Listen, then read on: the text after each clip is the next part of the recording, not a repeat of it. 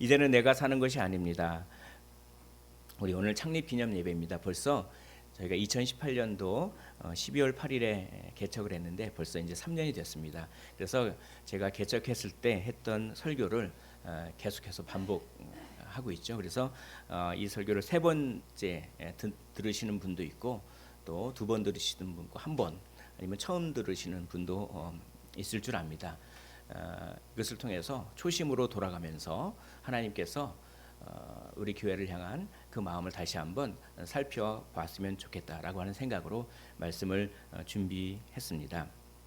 율법에 얽매이는 사람들이 오늘 본문에 나오죠. 그 사람들은 어떤 사람들이냐면 17절에 나옵니다. 제가 17절을 한번 읽어보겠습니다.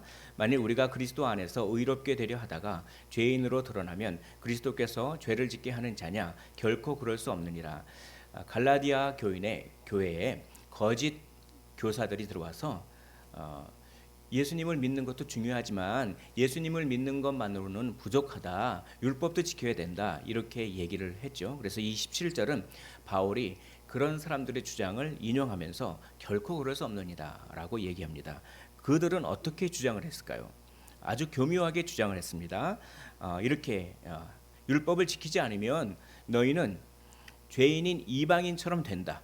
그러면 그리스도가 너희에게 죄를 짓게 하는 분이 되고 만다. 그러므로 그리스도를 믿는 것이 중요하지만 율법도 지켜야 한다. 굉장히 교묘하죠. 그래서 거짓 교사들은 그리스도를 부인하라고 하지는 않습니다. 그리스도를 인정하고 그리스도를 믿으라고 해요. 그러나 이단들의 중요한 특징은 그리스도를 인정하고 믿지만 성경에서 말하지 않는 것을 살짝 덧붙이는 거예요. 그러나 율법도 필요하다. 이런 식으로 그런 것에 대해서 결코 그럴 수 없다라고 바울이 얘기하고 있는 것입니다. 18절 만일 내가 헐었던 것을 다시 세우면 헐었던 것은 무엇일까요? 율법을 헐었죠. 그 헐었던 것을 다시 세우면 내가 나를 범법한 자로 만드는 것이라. 이것은 무슨 뜻이냐면 이겁니다. 율법을 올바른 행위의 기준으로 다시 세운다면 그러면 더 이상 율법을 따르지 않는 참된 기독교인들이 정말로 죄인들로 여겨질 수 있다. 어떻게 헐었던 것을 다시 세울 수가 있는가 이렇게 얘기하면서 거짓 교사들의 그 교묘한 거짓 복음, 다른 복음이라고 하죠. 그것을 배격하고 있는 것입니다. 거짓 교사들뿐만 아닙니다. 지금 예수 그리스도를 믿지 않은 모든 사람들은 다 어떤 의미로 보면 율법에 얽매여 있는 거예요. 율법에 얽매여 있다라고 하는 말은 자기 힘으로 인생을 살아가겠다 이런 얘기입니다. 예수님을 믿는 사람만이 예수님의 은혜로 삶을 살아가겠다 이렇게 인정하죠.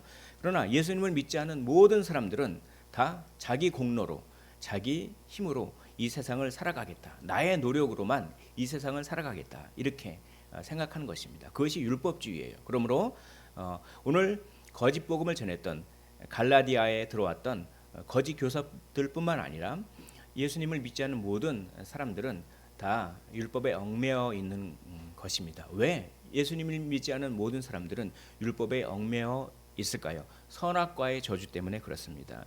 하나님께서 이렇게 선악과를 보기만 하고 따먹지는 말라고 했는데 따먹어가지고 선악과를 먹었다고 하는 뜻은 무엇입니까? 선과 악을 내가 판단하겠다 이런 뜻이죠.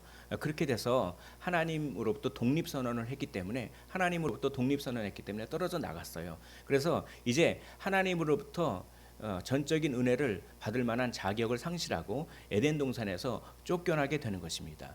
그들이 독립선언을 하고 하나님의 은혜를 공급받지 못하자 수치심이라고 하는 것이 들어옵니다. 그리고 두려움이라고 하는 것이 들어옵니다. 불안이라고 하는 것이 들어옵니다. 그래서 왜 그런 거 있잖아요. 아무런 일도 생기지 않았는데 그냥 마음이 불안해지는 게 있지 않습니까? 그것이 인간이에요. 그것이 선악과의 저주 때문에 그렇습니다. 그래서 그 이후로 인간들은 내 노력으로 어떠한 자격을 획득함으로 말미암아 마음의 안정을 꾀하고자 그렇게 됐어요. 왜냐하면 자격은 순간적이나마 안정을 주죠. 내가 이런 자격을 갖추면은 불안했던 것이 순간적으로 안정을 그렇게 주기도 합니다. 그래서 내 힘으로 어떠한 자격을 갖춤으로 말미암아 안정을 찾고자 하는 마음이 생긴 것입니다. 그래서 공로주의적이 돼요. 그래서 일 중독에 빠지기도 합니다. 그래서 보면은 두려움과 불안을 떨쳐내고자, 이 두려움과 불안은 하나님과 떨어져서 생긴 건데, 그럼 하나님과 연합해야 없어지는 두려움과 불안을 스스로 노력하여 자격을 갖춤으로써 이 두려움과 불안을 떨치려고 하는 것이죠. 순간적으로는 안정을 찾을 수 있지만 허무합니다. 그리고 그렇기 때문에 공로주의적 인간이 되는 것이죠. 그래서 꽤 괜찮은 사람이 되기 위해서, 남들 보기에 꽤 괜찮은 사람이 되기 위해서 열심히 노력하고 그렇게 사는 것이죠. 그것이 바로 율법에 얽매여 있는 삶인 것입니다. 그래서 이 꽤 괜찮은 사람이 되기 위해서, 어떤 자격을 얻기 위해서 무슨 일이도 하는 것이죠. 거짓말을 하기도 하고, 위선을 부리기도 하고, 타협하기도 하고, 그래서 자격을 얻기 위해서 어떤 행동이든지 하는 그런 사람들을 우리가 볼 수가 있는 것입니다. 그것이 바로 율법에 얽매여 있는 사람들인 겁니다. 그래서 자격을 자신의 공로로 확보하려는 것이 바로 율법주의다라고 하는 것입니다. 그래서 예수 그리스도를 믿지 않은 모든 사람들은 전부 공로주의적 인간, 율법주의적 인간이 되는 거예요. 꽤 괜찮은 사람이 되기 위해서 얼마나 많은 노력을 하셨습니까? 올 한 해를 돌아보십시오. 올 한 해 열심히 일하시지 않았습니까? 무엇을 위하여 열심히 일하셨습니까? 나는 다른 사람들이 보기에 꽤 괜찮은 사람이 되기 위해서 열심히 그렇다면 성경은 얘기합니다. 그것은 근본적인 해결책은 아니라는 것입니다.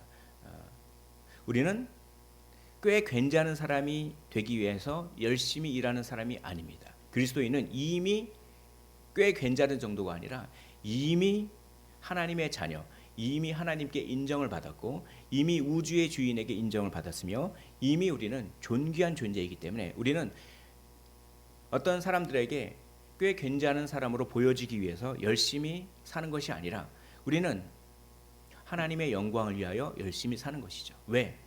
이미 인정을 받았기 때문에 사람의 인정을 굳이 받을 필요는 없는 것입니다. 그래서 꽤 괜찮은 사람들이 되기 위해서 가면을 쓰기도 하고 억압을 하는 것입니다. 자기 자신을 억압합니다. 타인을 억압합니다.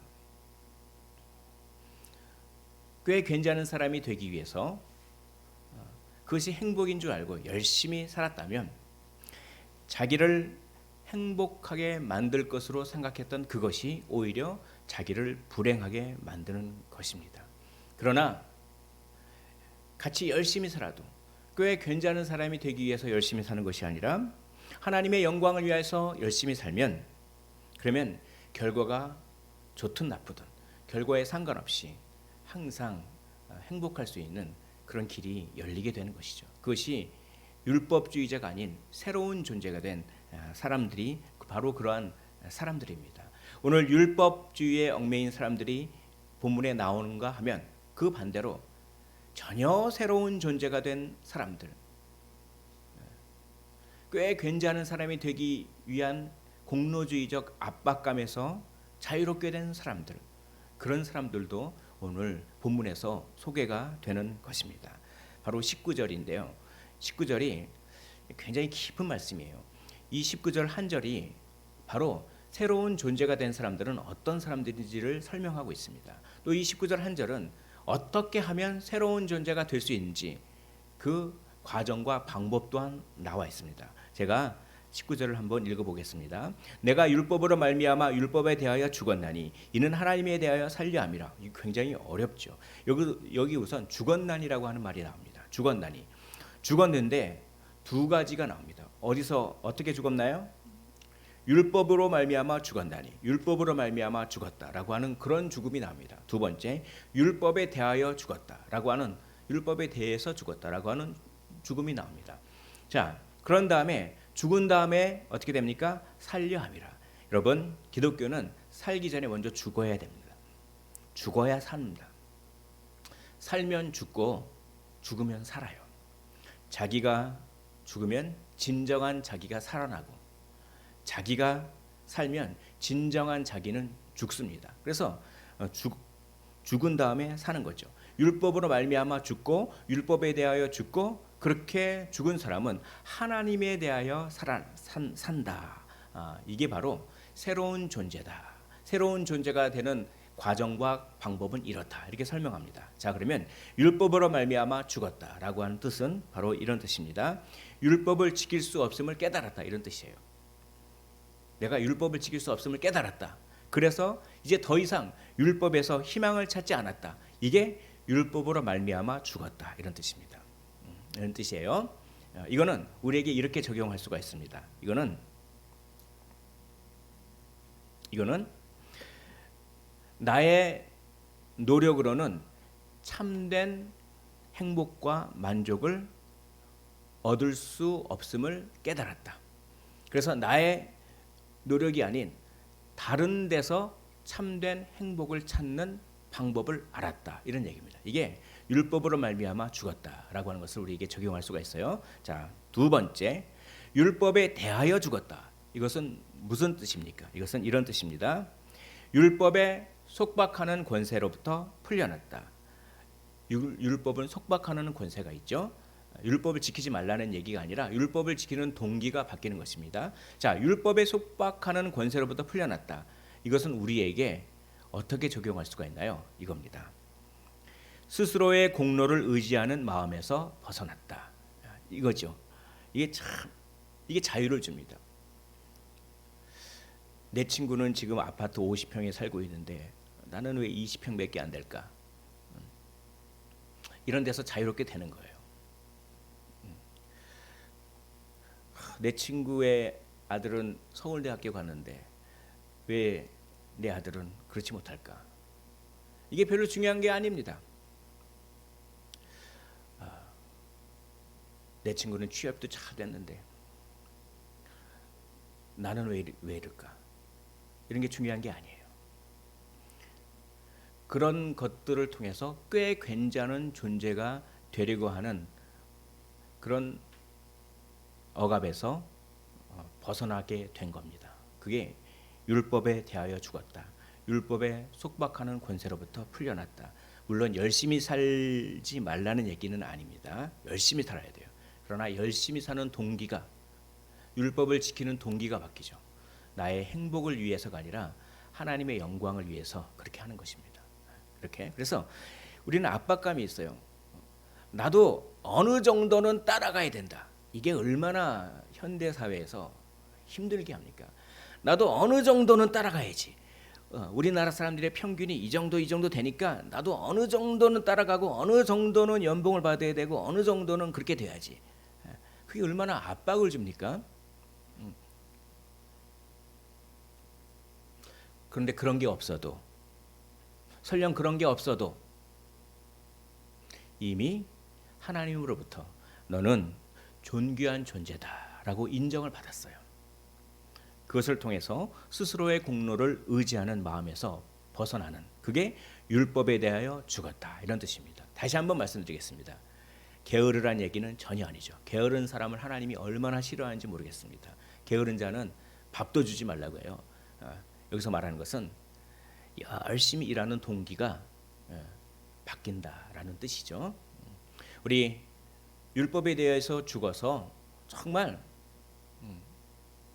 자유를 참 경험했으면 좋겠습니다. 이것이 제가 개척을 하게 되는데 큰 동기가 된 말씀이에요. 이 자유의 복음을 선포해라. 네가 경험한 이 자유의 복음을 선포해라 라고 하는 것입니다. 저는 열등감이 많이 있었습니다. 나는 왜 이 정도밖에 되지 않을까? 우리 집은 왜 이렇게 가난할까? 그래서 기도했어요. 친구들은 저걸 갖고 싶었는데 저걸 가졌어요. 저는 장난감부터 시작해서 저걸 가졌습니다. 저는 너무나 가난하니까 그걸 사달라고 할 용기가 엄두가 안 나는 거예요. 그랬습니다. 그래서 나이가 30살 넘어서 기도하는데 하나님께서 네가 왜 가난한 집에서 태어나는지 내가 그 이유를 가르쳐 줄게.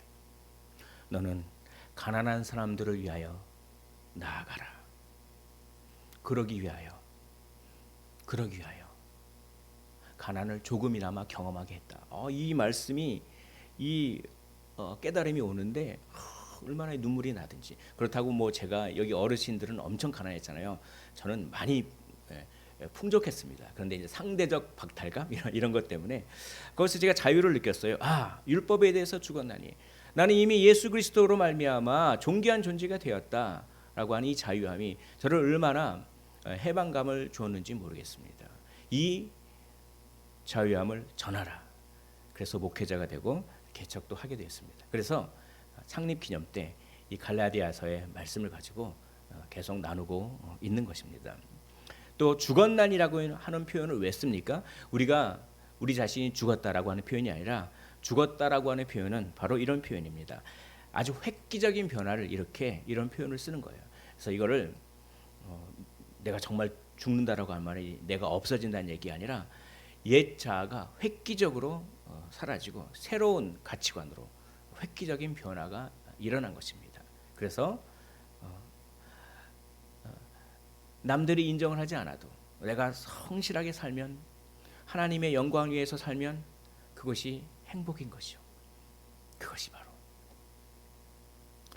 19절에 하나님에 대하여 살려 함이라. 이것은 무슨 말씀입니까? 바로 구원의 삶을 하나님과의 관계 속에서 발견했다라고 하는 뜻입니다. 이것은 자격을 얻는 새로운 방법, 스스로의 공로와 노력으로 자격을 얻는 것이 아니라 자격을 얻는 진정한 방법인 하나님과의 관계, 예수 그리스도를 믿음으로 말미암아 내가 자격을 받았다라고 하는 이것을 발견했다, 이런 뜻입니다. 자, 이것을 한번 이렇게 문장으로 만들어 볼까요? 나는 율법을 지킬 수 없음을 알고 율법에서 희망을 찾지 않고 하나님과의 관계 속에서 구원을 발견하여 율법에 속박하는 권세에서 벗어난 새로운 존재가 되었다라고 이야기하는 것입니다. 이걸 조금 더 줄여보겠습니다. 나는 자격을 얻는 진정한 방법을 발견하여 공로주의적 억압에서 벗어난 새로운 존재가 되었다. 진리를 알지니 진리가 너희를 자유케 하리라. 예수 그리스도를 믿음으로 말미암아 참된 자유를 누리셨으면 좋겠습니다. 공로주의적 억압에서 벗어나셨으면 좋겠습니다. 누가 뭐라고 해도 이미 예수 그리스도를 믿는 우리는 존귀한 보물 같은 존재임을 믿으셨으면 좋겠습니다. 사울아 사울아 주여 누구시나이까? 나는 내가 박해하는 예수라. 사울도 공로주의적 인간이었어요. 그래서 교회를 많이 핍박하면 핍박할수록 사람을 많이 죽이면 죽일수록 자기의 가치가 늘어난다고 그렇게 생각을 했습니다. 그러나 사울이 예수님을 만난 후에 그런 모든 것들은 다 무가치하다 이렇게 생각했죠. 공로주의적 인간, 율법주의적 인간은 자신의 표준을 세워서 그 표준 밖에 넘어가는 사람들을 미워함으로 말미암아 자기의 가치가 높아진다고 생각해요. 남을 많이 깎아내릴수록 자기는 높아진다고 생각합니다. 그러나 그게 아니죠.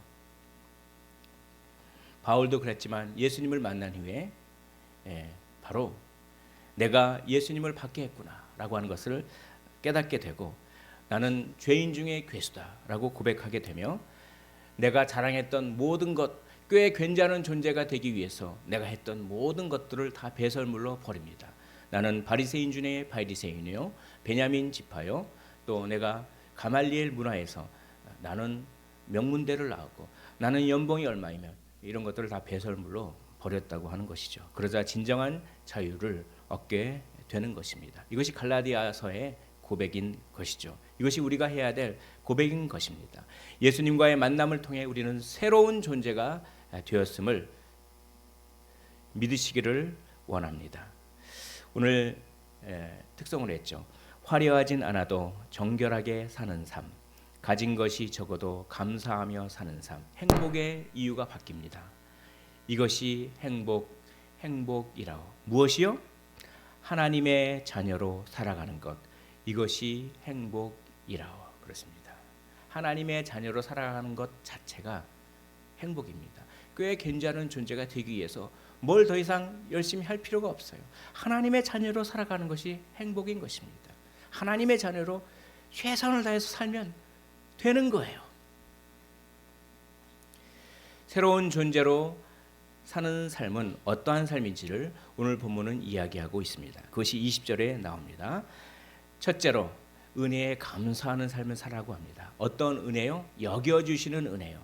자격이 없는 자를 마치 자격이 있는 자처럼 여겨주시는 은혜에 감사하는 것입니다. 우리가 우리 힘으로 자격을 얻을 수는 없습니다. 그러나 예수님의 공로로 우리가 하나님으로부터 받아들여질 만한 자격을 갖췄다. 그것을 감사한다. 이것이 바로 내가 그리스도와 함께 십자가에 못 박혔나니 라고 하는 뜻입니다. 우리 화면을 보면서 이 말씀을 한번 읽어볼까요? 시작. 내가 그리스도와 함께 십자가에 못 박혔나니. 이 말씀은 무슨 말씀입니까? 십자가에 못 박힌 것처럼 여겨주신다. 내가 십자가에 못 박혔나요? 아니잖아요.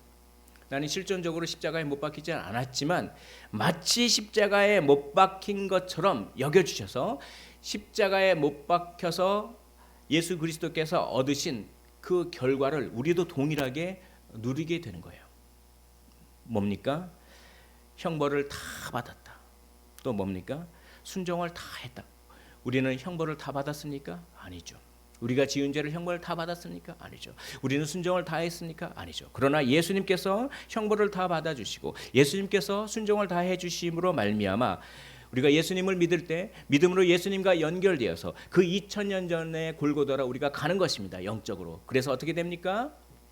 우리가 실존적으로는 십자가에 못 박히지 않았지만 마치 십자가에 못 박힌 것처럼 여겨주셔서 우리의 형벌을 다 받았고 우리는 순종을 다 했음으로 말미암아 하나님으로부터 받아들여질 만한 자격을 얻었다. 이겁니다. 이걸 깨달은 거예요. 이거를. 그래서 고백하는 거예요. 그래서 자유를 얻는 거예요. 내가 율법을 지키고 뭔가를 열심히 노력해서가 아니라 예수 그리스도를 믿음으로 말미암아 여겨주시는 은혜로 내가 이렇게 됐구나. 이게 얼마나 감사한 거예요. 그래서 고백하는 것입니다. 이게 자유를 주는 것입니다. 그래서 감사하는 삶을 사시기를 원합니다. 두 번째, 그리스도의 통치를 받는 삶을 사시기를 원합니다.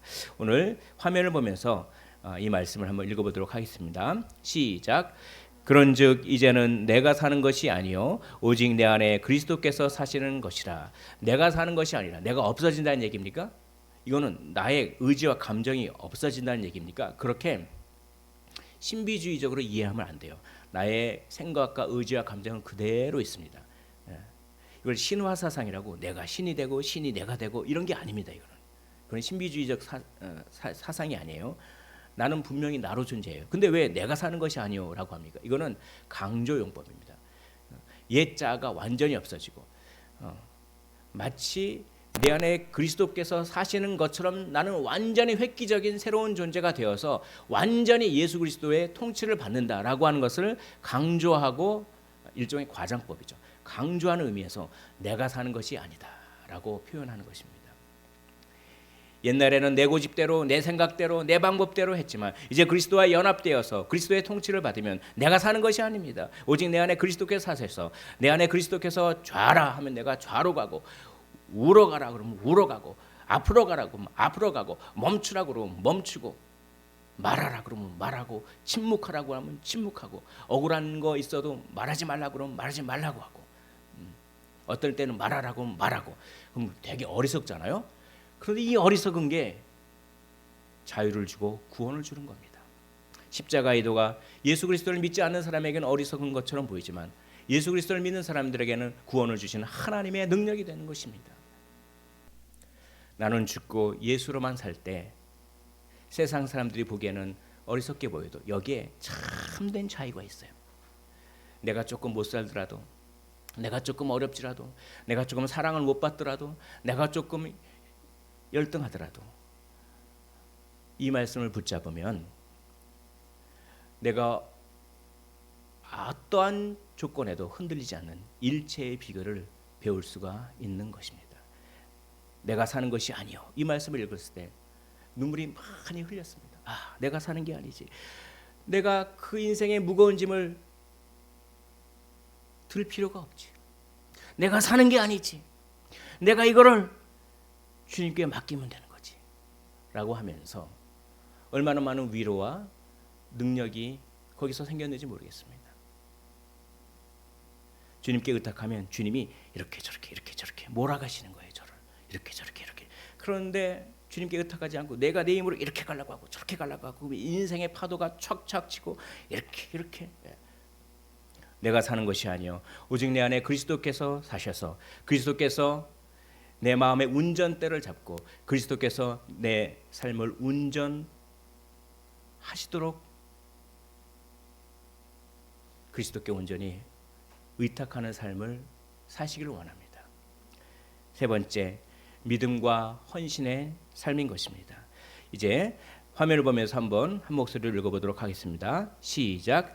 이제 내가 육체 가운데 사는 것은 나를 사랑하사 나를 위하여 자기 자신을 버리신 하나님의 아들을 믿는 믿음 안에서 사는 것이라. 이제 무엇입니까? 그리스도를 신뢰하고 헌신하는 삶을 살겠다라고 하는 것입니다. 이것이 바로 새로운 존재, 공로주의적 억압에서 탈피해서 자유를 얻은 존재가 사는 삶의 방식이라고 오늘 바울이 얘기합니다. 내가 나를 배설물처럼 버리기 전에 그분이 먼저 자기 자신을 버리셨습니다. 자격을 얻기 위해서가 아니라 자격을 얻었기 때문에 헌신합니다. 성경에는 숫불이 많이 나와요. 구약에서도 나오고 신약에서도 나옵니다. 저는 몇 개의 숫불이 참 저에게 감동합니다. 감동을 줍니다. 이사야의 숫불, 요한복음의 숫불, 로마서의 숫불. 그러나 오늘은 이사야와 요한복음의 숫불을 한번 제가 고백해 보겠습니다. 이사야 6장 6절에 제단에서 지은 바 핀 숯을 손에 가지고 내게로 날아와서 라고 해서 숯을 입에다 대는 거예요.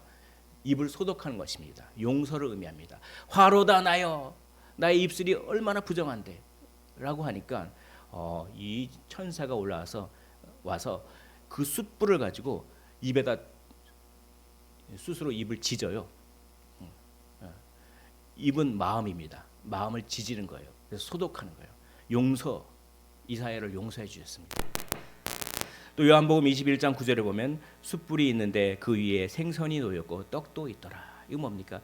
베드로가 주님을 3번 배반했죠. 어디서요? 숯불 위에서 배반했어요. 이렇게 추워서 숯불 위에서 손을 막 이렇게 하면서 난 예수님 몰라. 그렇게.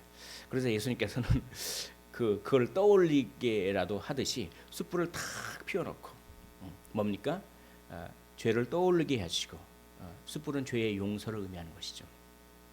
그리고 네가 날 사랑하느냐? 네가 날 사랑하느냐? 네가 날 사랑하느냐? 저도 그랬습니다. 저도 예수님을 만날 때 제 입술이 얼마나 거칠었는지가 막 떠오르더라고요. 그럴 때 제단 숯불 제 입술을 지져버리신 저를 용서해 주신 예수 그리스도. 제가 얼마나 예수님을 배반했는지 얼마나 하나님을 저주했는지 그런 것들을 떠오르게 하셨습니다. 그러나 하나님은 죄를 떠오르게 하시긴 했지만 뭐라고 나무라시진 않으셨어요. 그런데 왜 자꾸 회개의 눈물이 나는지 모르겠습니다. 따뜻하게 다가오시는 분이죠. 이 숯불은 용서의 숯불이기도 하지만 동시에 헌신의 숯불이기도 합니다. 이 숯불을 경험한 이사야는 이렇게 고백합니다. 주님, 내가 여기 있나이다. 나를 보내소서. 또 용서를 경험한 베드로에게 요한복음 21장 18절에 우리 주님께서 사명을 주십니다. 우리 화면을 보면서 한번 읽어보도록 하겠습니다. 시작. 내가 젊어서는 스스로 띠뛰고 원하는 곳으로 다녔거니와 늙어서는 내 팔을 벌리리니 남이 내게 띠띠우고 원하지 아니하는 곳으로 데려가리라. 너는 네 마음대로 살았지. 이 음성이 들리는 거예요. 너는 네 마음대로 살았지. 네가 원하는 곳으로 다니고 네가 하고 싶은 거 하고 네 마음대로 했잖아. 그러나 이제는 네 마음대로 사는 것이 아니라 내 마음대로 너를 살게 하겠다 라고 하는 것이 바로 베드로에게 주신 말씀인데 이 요한복음 21장 18절을 보면서 제가 참 깜짝 놀랐습니다. 제가 예수 그리스도를 깊이 만났을 때 아주 동일한 음성을 제가 경험했기 때문에 그렇습니다. 너는 네 마음대로 살았지. 그 음성이 계속 울려 퍼지는 것입니다. 너는 네 마음대로 살았지. 너는 네 마음대로 살았지. 이제부터는 네 마음대로 사는 것이 아니라 너의 감정대로 사는 것이 아니라 너의 생각대로 사는 것이 아니라 내가 너에게 주는 말씀대로 살아야 된다 라는 말씀이 확 오는데 왜 그게 저에게 감동을 주고 왜 그게 저를 속박하는 것처럼 여겨지지 않고 왜 그런 음성을 제가 사랑하게 됐는지 모르겠습니다. 바로 이제는 내가 사는 것이 아니요 오직 내 안에 그리스도께서 사시는 것이라. 이제 내가 육체 가운데 사는 것은 나를 사랑하사 나를 위하여 자기 자신을 버리신 하나님의 아들을 믿는 믿음 안에서 사는 것이라 라고 하는 이 바울의 고백을 듣는 순간 그때 내가 왜 이 말씀을 부담이 되는 말씀을 좋아하게 됐는지를 이해하게 됐습니다. 진정으로 용서를 받으면 사명이 사랑스러워져요. 내가 진정으로 하나님께 용서를 받았는지 알 수 있는 방법을 알려드리겠습니다. 하나님께서 우리에게 맡겨주신 사명이 사랑스럽습니까? 그걸 꼭 해야 된다고 하는 그런 마음이 드십니까? 진정으로 용서받은 사람은 그런 자원하는 마음이 생겨요. 주님, 제가 여기 있사옵나이다. 나를 보내 주시옵소서. 나를 사용하여 주시옵소서. 이 말씀을 받고 목회자의 길을 갔습니다. 회사를 이렇게 정리하고 목회자의 길을 갔고 한 10여 년 이상 다녔네요. 그리고 개척을 하게 되었습니다. 그리고 창립 기념마다 나에게 이렇게 다가와 주신 하나님을 내가 잊고 살았구나 라고 하는 것을 다시 떠오르면서 그 은혜를 같이 우리 성도님들과 나누고자 이런 설교를 하게 되었습니다. 말씀을 정리하도록 하겠습니다. 사랑하는 성도 여러분, 이제는 내가 사는 것이 아닙니다. 예수 그리스도께 우리의 삶을 맡기시기를 원합니다. 공로주의적 억압에서 자유함을 경험하시기를 원합니다. 스스로 꽤 괜찮은 사람이 되려는 속박에서 벗어나시기를 원합니다.